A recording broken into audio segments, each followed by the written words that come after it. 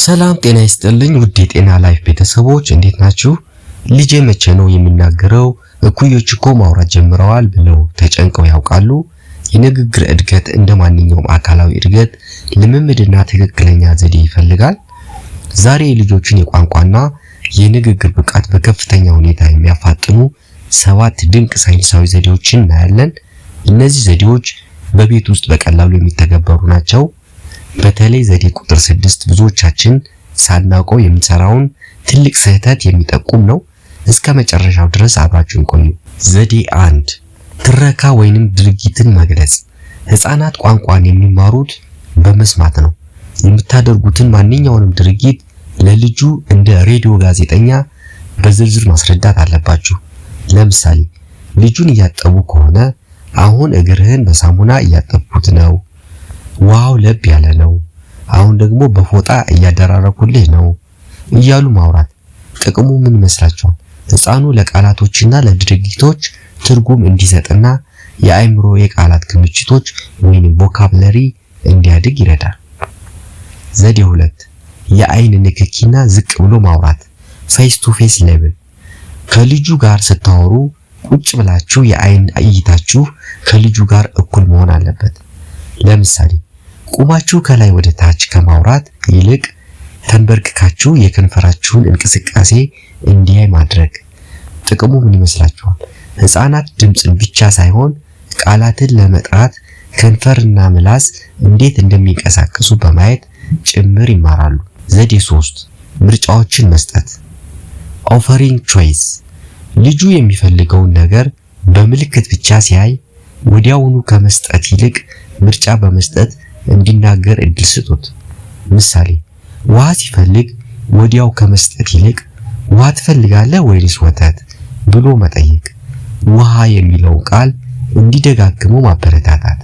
ጥቅሙ ልጁ ፍላጎቱን ለማሟላት የግድ መናገር እንዳለበት እንዲረዳ ያደርጋል። ዘዴ 4 ቃላትን ማስፋፋት ኤክስፓንሽን ቴክኒክ።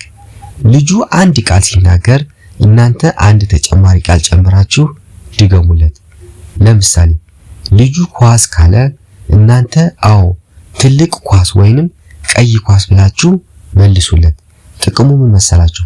ህፃኑ የቃላት ሰንሰለት ወይንም አረፍተ ነገር እንዴት እንደሚመሰረት በቀላሉ እንዲረዳ ያደርገዋል። ዘዴ 5 መጽሐፍትን አብሮ ማንበብ ኢንተራክቲቭ ሪዲንግ። መጽሐፍ ማንበብ ሲባል ፊደል መቁጠር ሳይሆን በምስሎች ላይ መወያየት ማለት ነው። ለምሳሌ በመጽሐፍ ላይ ያለውን አንበሳ ምስል አሳይታችሁ አንበሳው ምን እያደረገ ነው? አየኸው እንዴ? አየኸው እንዴት እንደሚጮህ እያሉ መጠየቅ። ጥቅሙ ይህ ዘዴ የልጁን የማሰብና የፈጠራ ችሎታ ከንግግር ጋር አብሮ ያሳድጋል።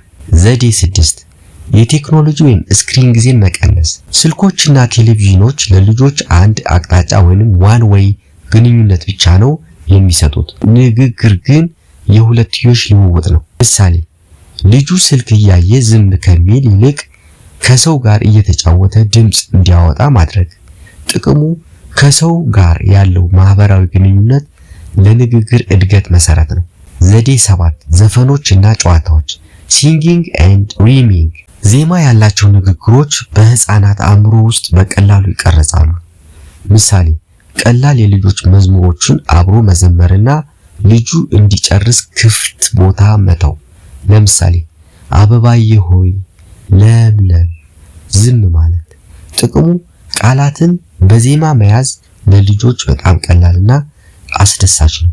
መቼ ነው ወደ ባለሙያ መሄድ ያለብን የሚለውን ስንመለከት ደግሞ ልጆ 18 ወር ሆኖት አንድም ቃል የማይናገር ከሆነ ወይም 2 ዓመት ሆኖት ቃላትን የማያገናኝ ከሆነ የንግግር ህክምና ወይንም ስፒች ቴራፒ ባለሙያ ማማከር ተገቢ ነው። እንግዲህ ወላጆች እስካሁን ያየናቸውን ዘዴዎች በመጠቀም ልጁ በቀላሉ ቃላት እንዲያውቅና እንዲመሰረት በማድረግ በቀላሉ እንዲናገር ማድረግ ትችላላችሁ። ለቻናሉ አዲስ ከሆናችሁ ደግሞ ቻናሉን ሰብስክራይብ በማድረግ ቤተሰብ ይሁኑ። በቀጣይ በተመሳሳይ አስተማሪ ቪዲዮ እስክንገናኝ ቸር ሰንብቱ።